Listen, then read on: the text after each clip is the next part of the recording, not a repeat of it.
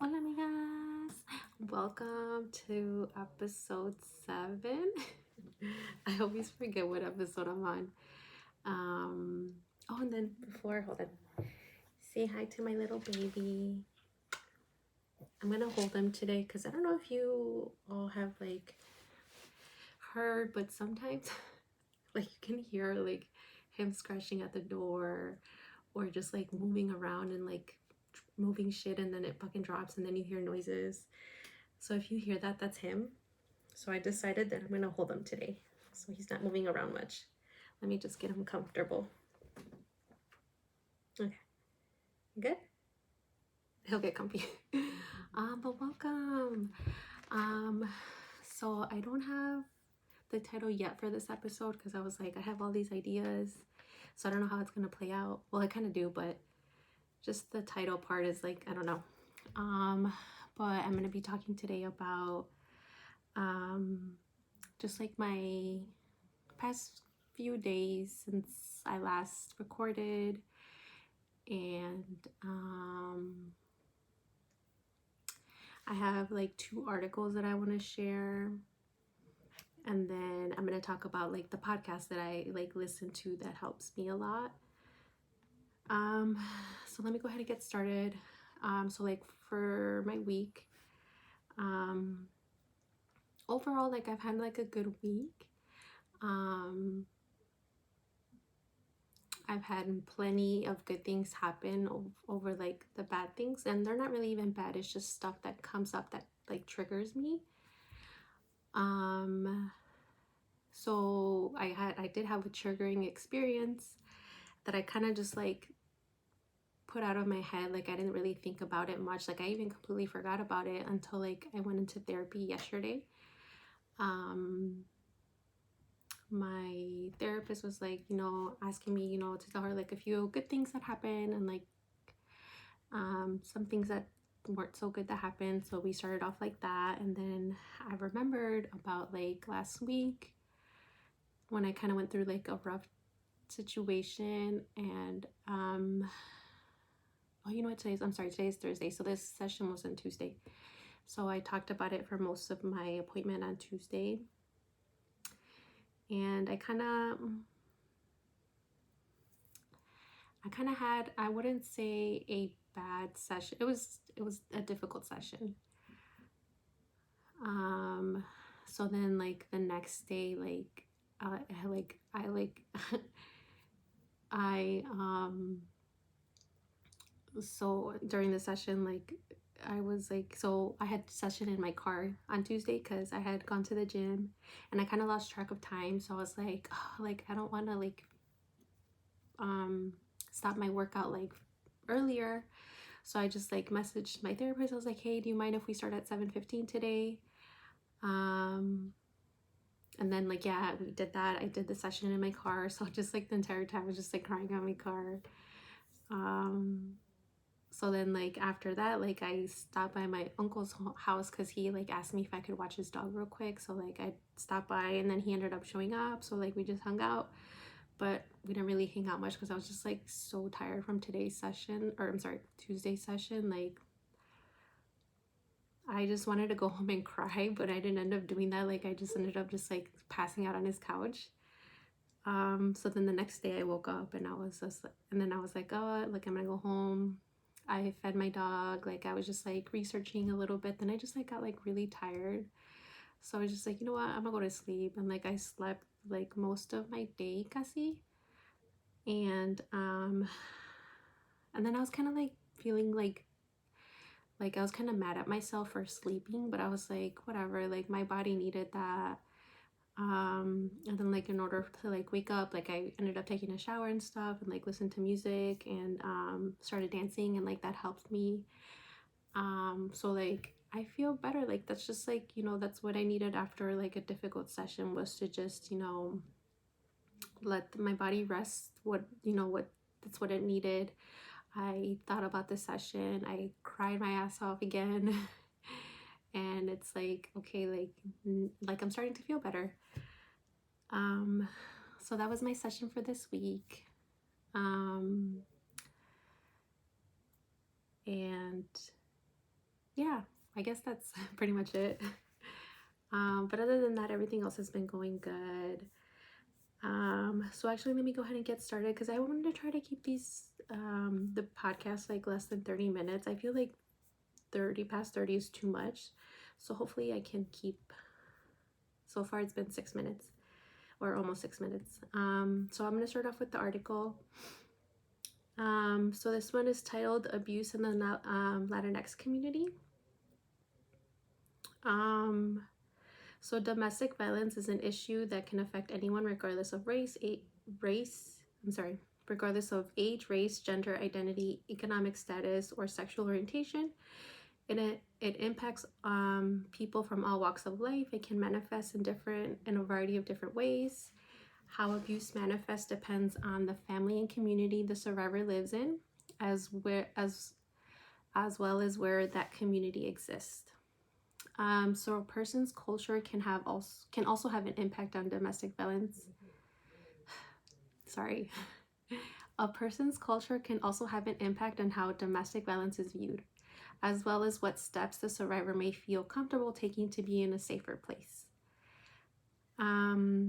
So according to the National Latino Network, about 1 in 3 Latinas, that's about 34.4%, will experience intimate partner violence in their lifetime. 1 in 12 Latinas have experienced IPV, which is intimate partner violence, in the past 12 months. While this rate is approximately the same as rates of abuse for white people, there are different factors in the Latinx community that can create added challenges and barriers to getting support.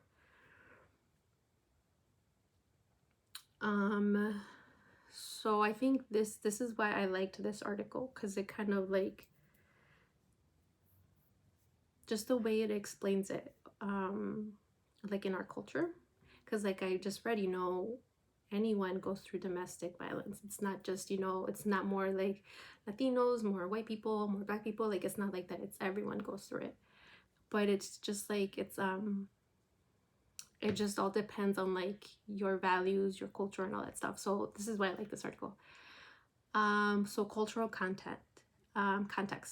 Cultural factors found in the Latinx community, such as familismo and religion, can create added challenges for folks who want to talk about the abuse that they are experiencing.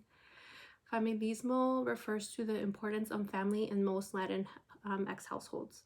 Keeping the family whole is seen as a priority in Latinx communities, and many believe the family is more important than the safety and comfort of one person, even if they are experiencing abuse. Oftentimes, the community will encourage or pressure someone who is experiencing IPV to remain with their partner. This value also greatly affects gender role expectations, with male partners typically being the breadwinner of the family, while the female partner is more responsible for the well-being and cohesiveness of the family. This can increase the likelihood of financial abuse due to those expectations, with the female partner potentially not having any control or input on the family finances. This lack of financial freedom can also make it challenging for the person experiencing abuse to leave the relationship, This lack of financial freedom can also make it challenging for the person experiencing abuse to leave the relationship, as they may not have the financial security to care for themselves and their children. Religion also plays a strong role in most parts of the Latinx community. According to the Pew Research Center, around 48% of Latinx individuals identify as Catholic, with another 19% identifying as Christian Protestant. While religion can be a comfort for people experiencing abuse and can provide communities of support, it can also create issues for people experiencing abuse. Oftentimes, these religious beliefs can prevent taking action steps because the victim of the survivor does not believe in separation or divorce. A negative reaction from a religious leader to the abuse can lead victims or survivors to question themselves or leave them to feel pressure to make their marriage work. So with the cultural context, like that, like I understood a lot with like, you know, wanting to keep the family together, because like that is true, like in our culture, like that's what they value the most. Like no matter like what you're going through, it's about keeping your family together.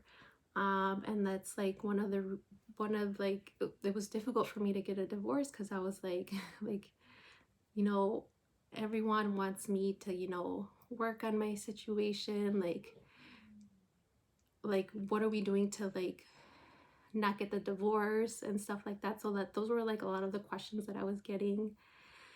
um and like I didn't really talk about much of anything that I went through within my relationship, so like I can't really blame people, but it's like there's always that mentality, like, you know, you have to fix this, like it's hard work, but like it's something that you have to do, and it's like people don't understand, you know, the other stuff that goes around with being in a relationship.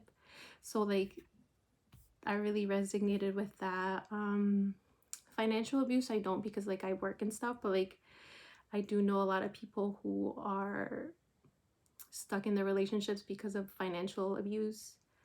That senora that I talked about in my last episode, I messed up and I think I said that she was going through emotional abuse now, which she is, but what is keeping her mostly in her relationship is the financial abuse part.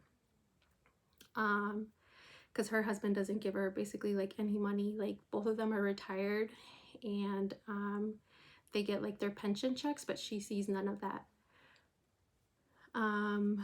So she like never has like money to buy things. Like she only has enough to buy groceries, to pay the bills, and that's it.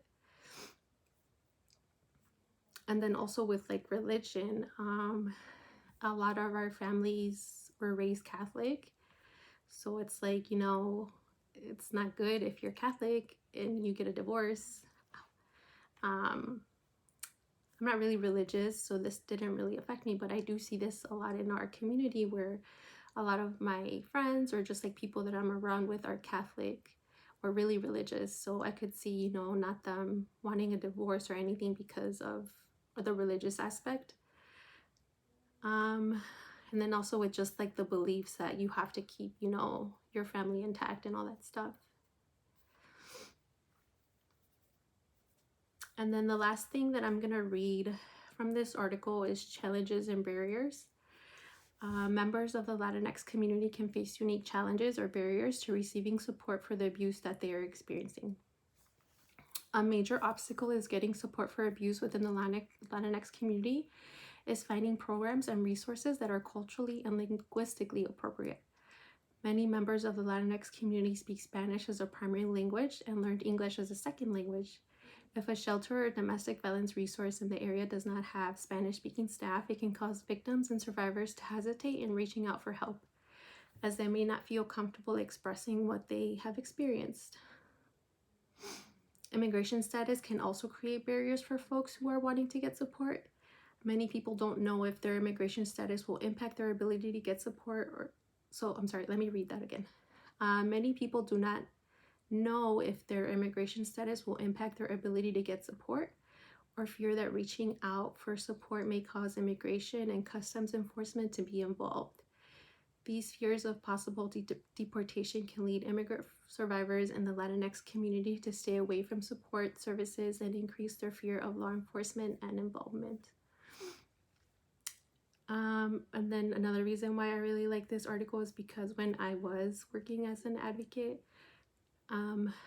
I worked, because I am bilingual, I did work a lot with the Spanish-speaking community, and a lot of my clients were undocumented, and a lot of them did tell me, you know, they never said anything because, you know, they feared if they came to the police that they were the ones that were going to get questioned because of their immigration status. And even just that, like, because of like their immigration status, like it's hard for them to, you know, find these jobs once they leave the relationship. I had a client who was a minor, and the abuser was her father. So I worked with not only the minor but also the mom, and then it's like I had a hard time with like finding resource for this mom because she was undocumented, and like she obviously had to leave her husband because of what she saw that he was doing. And it was like hard for her, like she couldn't pay her bills because like she wasn't working. It was hard to find a job. If she found a job, it was like jobs that were only paying like 200, 400. Like I could not imagine living with $200 or $400 either weekly or bi-weekly, whatever it was, I don't remember. And just living off with that and having children. I believe that she had like 5 children. So that's also like the barriers that Latinx community face. But it's not just the Latinx community. It can be the Muslim community. They also have barriers with getting help because of language. It could be Polish. It could be anyone that has just like it, when there's like that language barrier, like it can be anyone. So that was that article, and again, I'm gonna link these articles below. This one's like a news video story. It was posted on October 7th, 2021. So I'm gonna read this one because it talks about another program resource that is kind of effective. Well, I don't know, but we'll see. Okay, so let me just read it first. So this happened in Clearwater, Florida. ABC Action News in-depth reporter Anthony Hill spoke with a mother spoke with a mother of 5 children who recently got out of a violent situation. He also dug deeper to uncover the unique difficulties of some Latino victims of domestic violence. So according to the CDC, 34.4% of Latinas say they've experienced domestic violence in some point of their lives. This we already know, I already said that. That's more than 1 in 3 women, plus some Latinos who are undocumented are concerned about reporting domestic violence because of fears of possible deportation. Martha Madrid and her daughter Ginny fled an abusive situation at their home in New Mexico, driving 25 hours to find a safe haven in Tampa Bay. He would grab me by the hands. He would just leave me a lot of bruises. That's what she said. Often this violence would happen in front of her 5 daughters. And then like in the video, like this is what her daughter said. So basically you feel like you can't do anything about this situation. You feel like you're just grounded to the floor and you can't get up because you get into the what? I'm sorry. I don't have my water. So basically you feel like you can't do anything about the situation. You feel like you're just grounded to the floor and you can't get up because you get into the situation. You feel like you're going to get hurt too. Because if you get into the situation, you feel like you're going to get hurt too. And then this is like what her mother says. Finally, I looked at my daughters and said, we don't need this.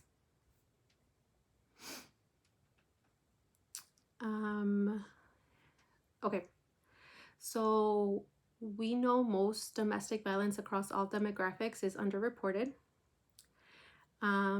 They provide housing for survivors of domestic violence, although domestic violence affects people in every demographic group.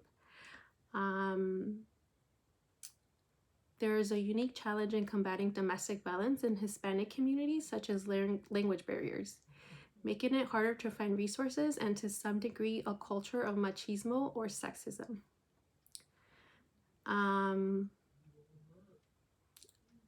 Another obstacle for some Latinos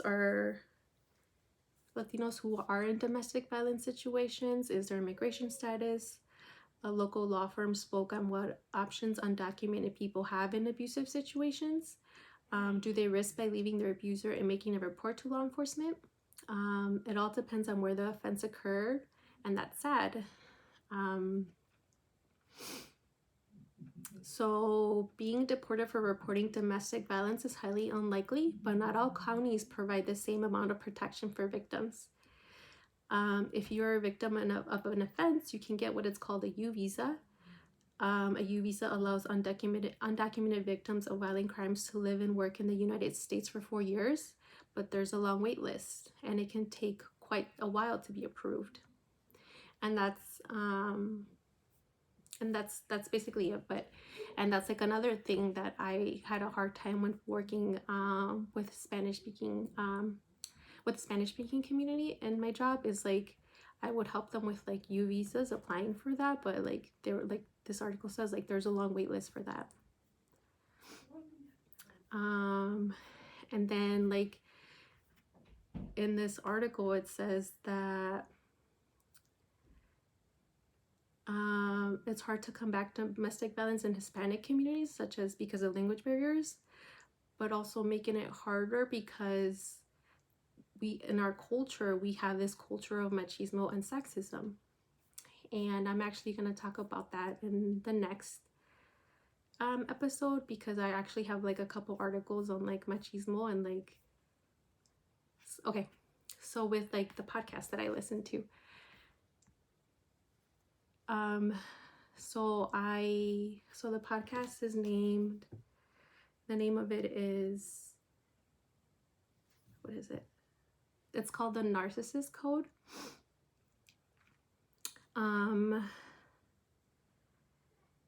The host of this person, his name is Lee. Like I said in my last video, I did book like a couple sessions with him to kind of help me like with like understanding what narcissism is. So I like his podcast a lot because he's a narcissist, but what he's doing now is he's trying to basically do good for the bad things that he's done. So he records videos every day. They're all titled differently. Some of them he talks about, but this podcast has really helped me with understanding what narcissism is. And I'm just gonna play. So this is the last episode that I've heard, but like for the most part I've listened to his entire podcast. I started off from the beginning and then worked my way up to currently. If you do end up listening to him, I'd say listen to the recent stuff, because the older stuff, like, I mean, he says like he's a narcissist and like you can tell like his thinking was different. But I mean, I enjoyed it just because like I like to learn. So like it like starting from the beginning helped me really like understand what narcissism is. So I'm just gonna play like a couple minutes of the last episode that I listened to, and a lot of like some of the episodes like I don't relate to, but I still like to listen to them. And then also like he says helpful things in a lot of his, even though like it doesn't relate maybe to the topic, but he'll say something that it's just like, oh, like you're right. So I'm just gonna play a few minutes of this one real quick. I get it. My partner smiles at me when they cause me harm. My dad used to laugh at me when I would react badly to one of his jokes. My mom used to always snicker when I started yelling and screaming or crying for something she did. Like, I know, but how do we fix this? How do we change them? Y'all, you cannot change a narcissistic person, y'all. You can't, like, you don't, like, y'all, this above your pay grade. It's above pretty much everybody's pay grade, except for that narcissistic person. They have to want to be the ones who change themselves. They have to want to be the ones who want to work on themselves. They have to do that. And that's what I'm just saying. It's above your pay grade. I'm not saying that you're. So that was just like a quick, but like he says things like that, like, you know, like when I first started listening to his podcast, I was like, oh, okay, like I know about it. Like this is what I'm gonna do to fix my situation, but none of that helped. And like he said, it's like you can't make anyone change. They have to want to change themselves. So yeah, I don't know if that makes sense. But for this one, it's titled "Why Do Some Narcissists Smile?" Smile when they cause you pain. And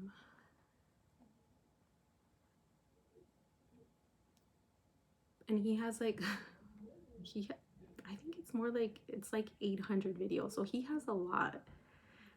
So I was thinking for like the next episode, because like as I was listening to his podcast, like I would take screenshots of like the really good ones.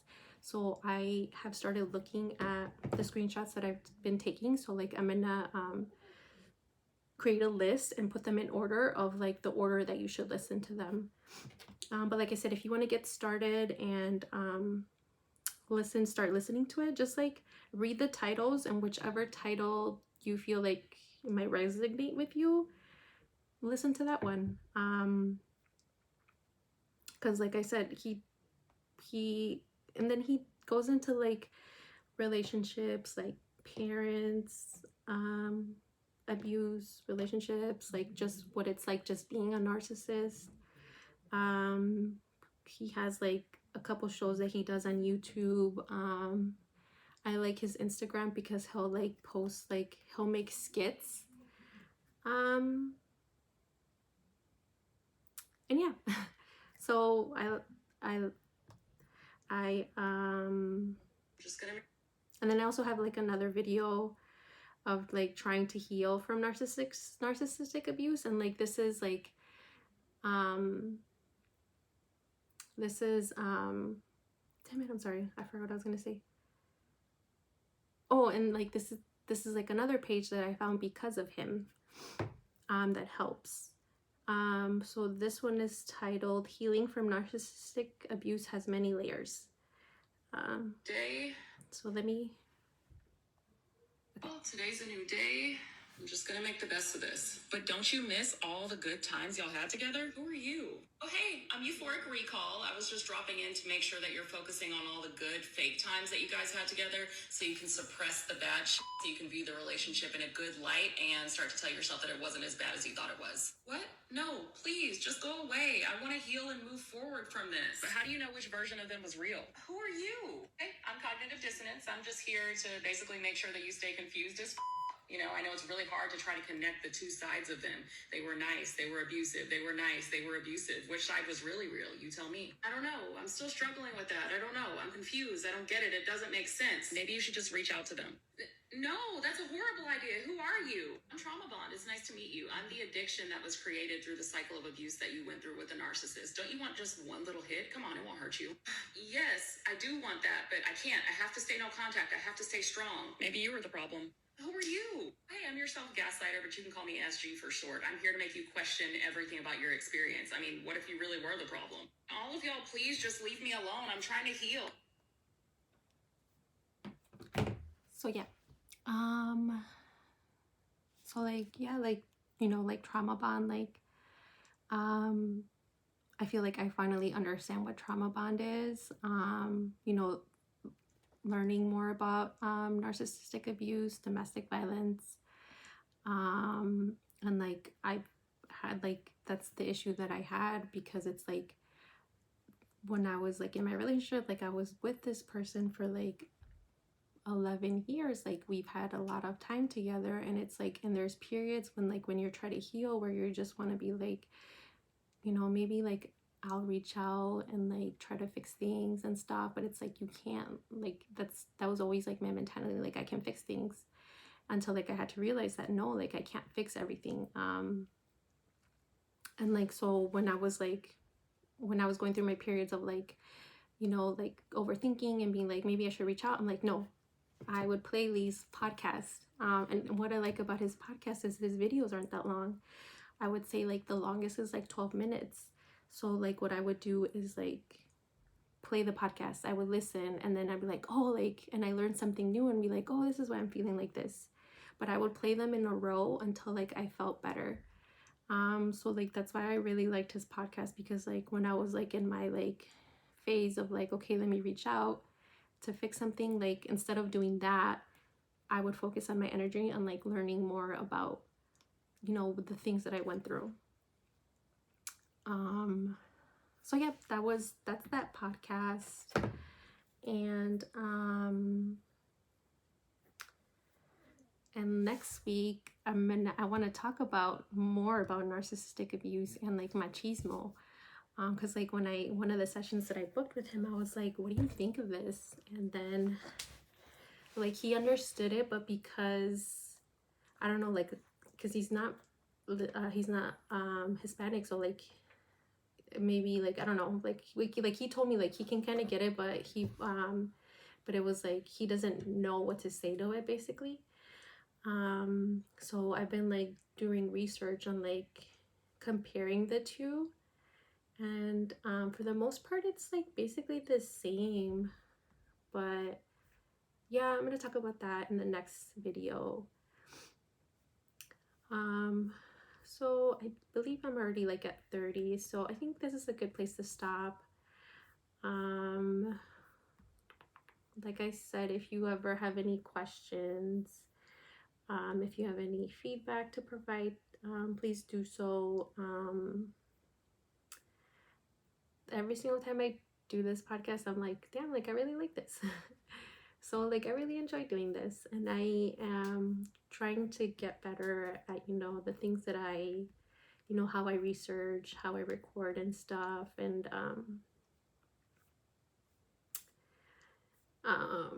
so yeah, like I like it. Hopefully, I don't know. I don't I just want to help people, and hopefully it gets to the people that need this the most.